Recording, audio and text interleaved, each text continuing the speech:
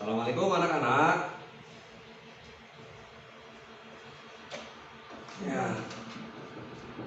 Baik anak-anakku sekalian, alhamdulillah pagi hari ini kita dapat belajar bersama pada mata pelajaran fikih. Materi pembelajaran kita adalah sholat fardu. Oke anak-anak, sebelum kita mulai pembelajaran kita pada hari ini, marilah kita bersama-sama membaca doa dulu. Berdoa di dalam hati mulai. Berdoa selesai. Anak-anakku yang Bapak cintai dan Bapak banggakan, setelah kita membaca doa, sebelum kita mulai pembelajaran kita pada pagi hari ini, Bapak akan absen kalian dulu ya. Yang pertama, Naila hadir, Azam hadir, Udin hadir, Usman tidak ada. Kenapa Usman? Oh izin, kemana? Lagi sakit? Ya mudah-mudahan Usman cepat sembuh ya. Baik, terima kasih anak-anakku. Setelah Bapak absen, mari kita mulai pembelajaran pada hari ini. Materi pelajaran kita sekarang adalah sholat fardu.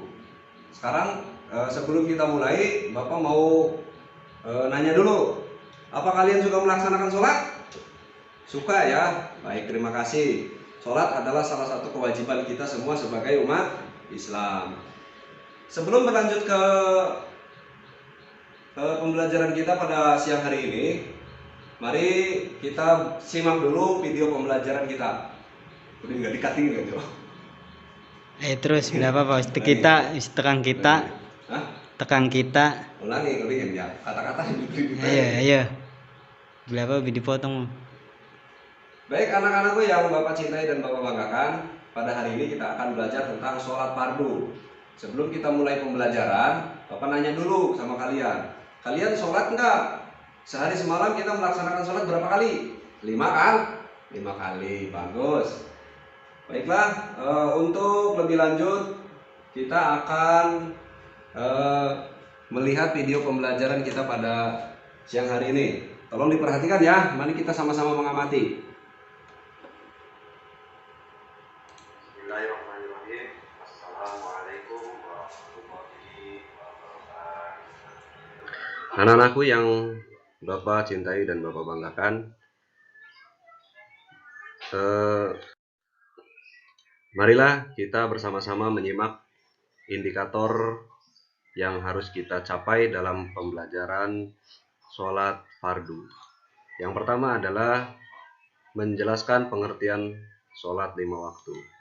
Yang kedua, menunjukkan dalil-dalil yang disyariatkannya sholat 5 waktu. Dan yang ketiga, menjelaskan syarat-syarat sholat. Yang keempat, menjelaskan rukun sholat. Dan yang kelima, menjelaskan sunnah sholat. Terakhir, yang keenam, menjelaskan hal-hal yang dapat membatalkan sholat. Inilah 6 indikator kita dalam pembelajaran pada hari ini.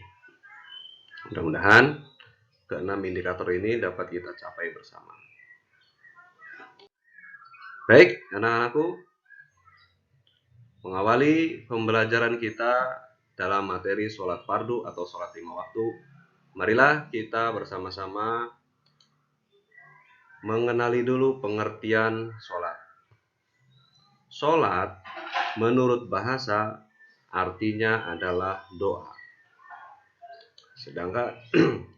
Sedangkan menurut istilah atau menurut terminologi, sholat dapat diartikan sebagai ibadah yang terdiri dari perkataan dan perbuatan tertentu yang dimulai dengan takbiratul ihram dan diakhiri dengan salam.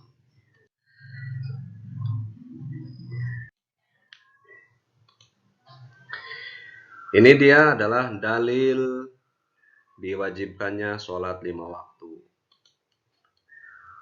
Bapak bacakan ya. Bismillahirrahmanirrahim. Wa aqimus sholata wa atuz zakata warka'u ma'ar raki'in. Artinya adalah, dan laksanakanlah sholat, tunaikanlah zakat, dan rukuklah beserta orang-orang yang ruku. Dalil ini terdapat dalam surat Al-Baqarah ayat 43. Setelah kita mengetahui dalil yang mewajibkan kita untuk melaksanakan sholat, maka kita harus, pelajaran kita selanjutnya adalah mengetahui syarat-syarat sholat. Syarat sah sholat artinya adalah syarat yang harus kita penuhi apabila sholat kita ingin sah. Apa saja syarat sah sholat? Yang pertama adalah suci badan dari hadas kecil dan hadas besar. Yang kedua, suci anggota badannya, pakaiannya, dan tempatnya dari najis yang nampak terlihat rupa maupun baunya. Yang ketiga, menutup aurat. Yang keempat, menghadap kiblat. Dan yang kelima, telah masuk waktu sholat. Ini adalah 5 syarat sah sholat. Tanpa kelima syarat ini dipenuhi, maka sholat kita tidak sah. Kemudian yang kedua, selain syarat sah sholat, ada juga syarat wajib sholat. Artinya apa? Syarat di mana ketika kita memenuhi syarat tersebut, maka kita diwajibkan untuk melaksanakan sholat. Apa saja syarat wajib sholat? Yang pertama adalah Islam, beragama Islam. Yang kedua, baligh, artinya apa? Kita sudah dewasa. Ukuran baligh sudah kita pelajari di pelajaran sebelumnya, yaitu laki-laki berumur 15 tahun atau sudah pernah keluar mani. Untuk perempuan, usianya sekurang-kurang 9 tahun atau sudah pernah haid atau sudah menstruasi. Syarat wajib sholat yang ketiga adalah berakal sehat, tidak gila ya. Dan yang keempat, suci dari haid dan nifas bagi perempuan. Yang kelima, telah sampai dakwah kepadanya. Artinya, sudah tahu bahwa sholat itu hukumnya wajib. Dan yang keenam, terjaga, artinya tidak sedang tidur. Selanjutnya adalah sunnah sholat. Apa yang dimaksud dengan sunnah sholat? Sunnah sholat adalah ucapan atau gerakan di dalam sholat selain rukun sholat. Serta sunnah sholat itu tidak mempengaruhi sah dan batalnya sholat seseorang. Di sini kita akan mempelajari bahwa sunnah sholat itu dibagi menjadi 2. Apa saja itu? Yang pertama adalah sunnah ab'ad. Dan yang kedua, sunnah hayat. Apa yang dimaksud dengan sunnah ab'ad? Sunnah ab'ad adalah amalan sunnah di dalam sholat yang apabila terlupakan atau tidak dikerjakan, maka harus diganti dengan sujud sahwi. Sedangkan sunnah hayat adalah amalan sunnah dalam sholat yang apabila terlupakan atau tidak dikerjakan, maka tidak perlu diganti dengan sujud sahwi. Nah, selanjutnya, ini dia macam-macam sunnah ab'ad. Tadi ya, sunnah ab'ad itu apabila ditinggalkan atau tidak dikerjakan, maka harus diganti dengan sujud sahwi. Ini dia macam-macam sunnah ab'ad. Yang termasuk sunnah ab'ad adalah, nih banyak, ada 5. Yang pertama kunut pada sholat subuh. Yang kedua tasyahud awal. Yang ketiga sholawat kepada Nabi pada saat tahiyat. Yang keempat sholawat pada keluarga Nabi pada saat tahiyat akhir. Dan yang terakhir, yang kelima, duduk tasyahud awal. Ini adalah kelima macam sunnah ab'ad. Apabila kita di dalam sholat meninggalkan atau lupa untuk mengerjakan kelima hal tersebut, maka harus digantikan dengan sujud sahwi. Yang kedua, macam-macam sunnah hayat. Sunnah hayat ini banyak, ada 15. Nah, ini diantaranya ya. Diantaranya yang pertama adalah mengangkat kedua belah tangan pada saat takbiratul ihram, saat akan ruku dan saat berdiri dari ruku. Yang kedua, meletakkan telapak tangan kanan di atas pergelangan tangan kiri saat bersedekah.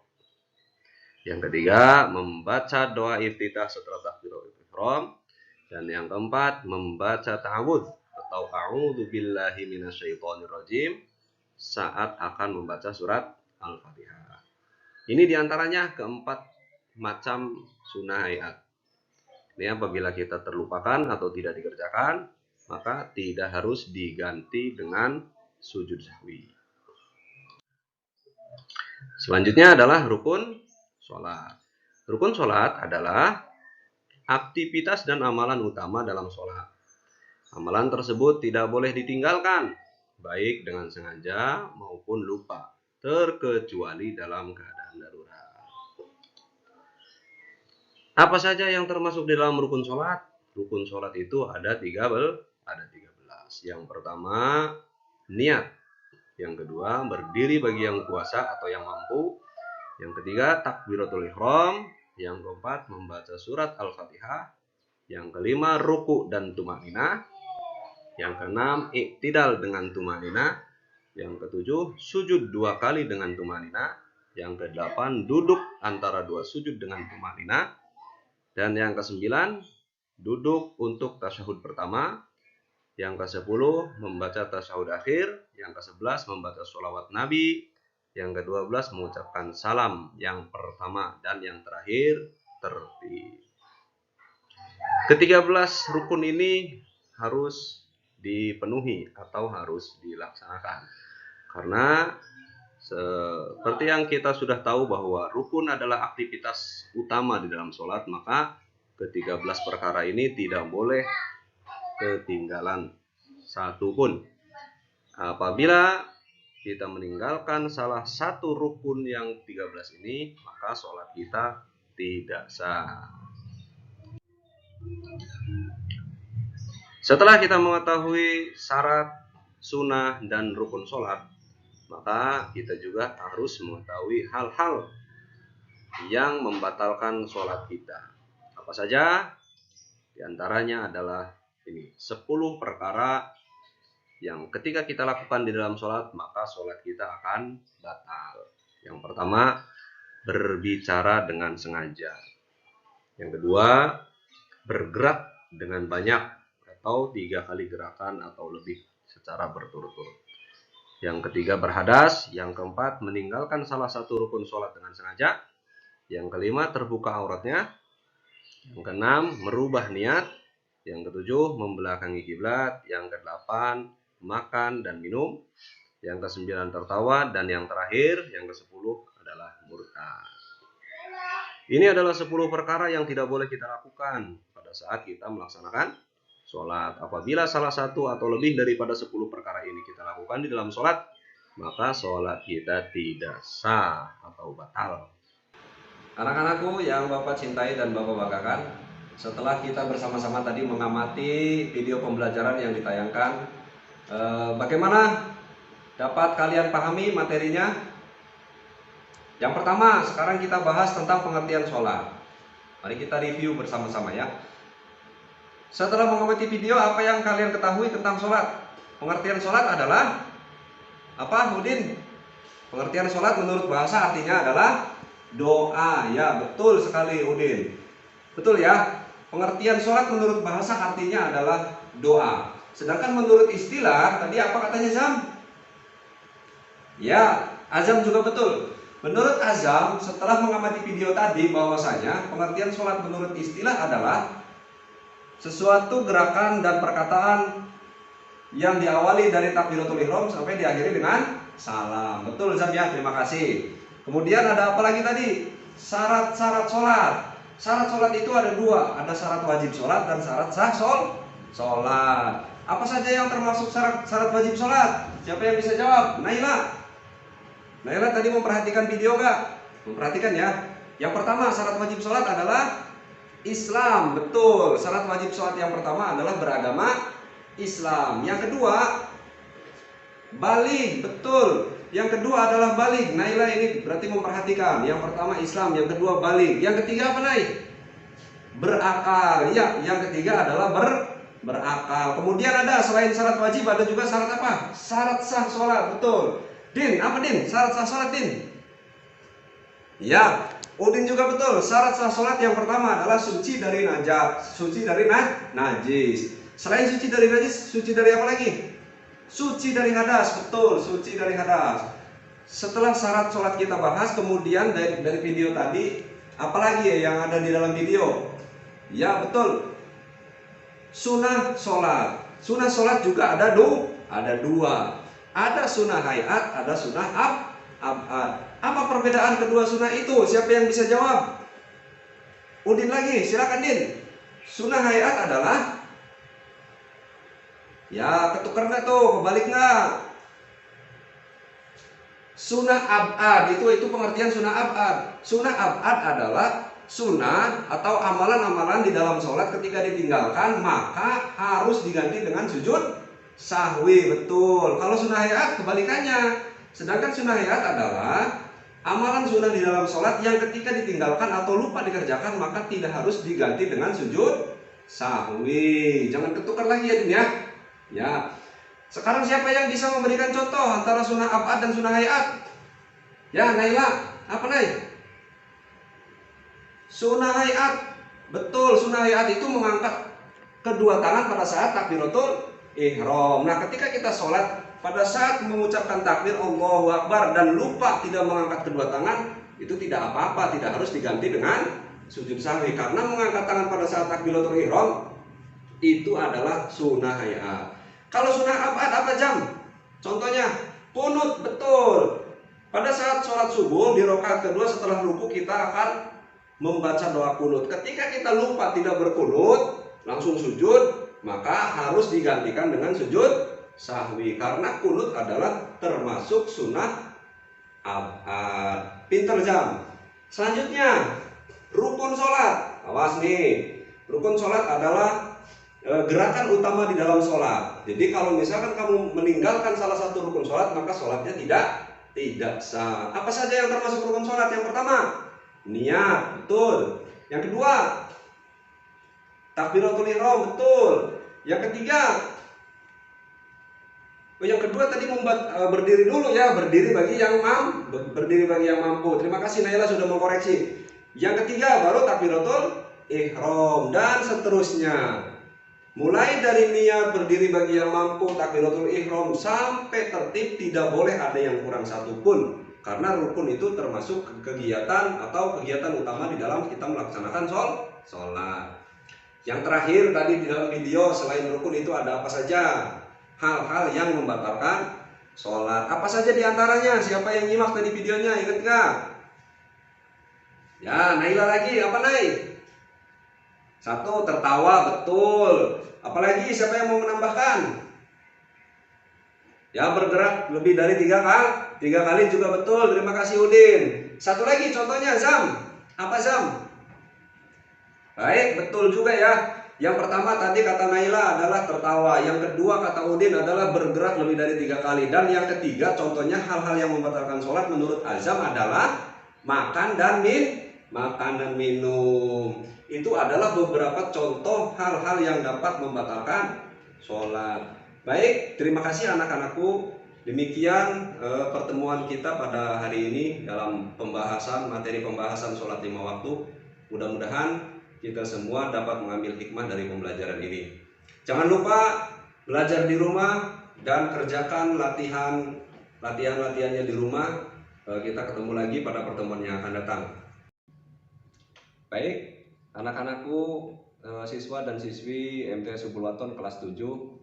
Dengan tadi kita bersama-sama belajar tentang sholat fardu, mulai dari pengertian sholat, sunat sholat, kemudian rukun sholat dan hal-hal yang dapat membatalkan sholat.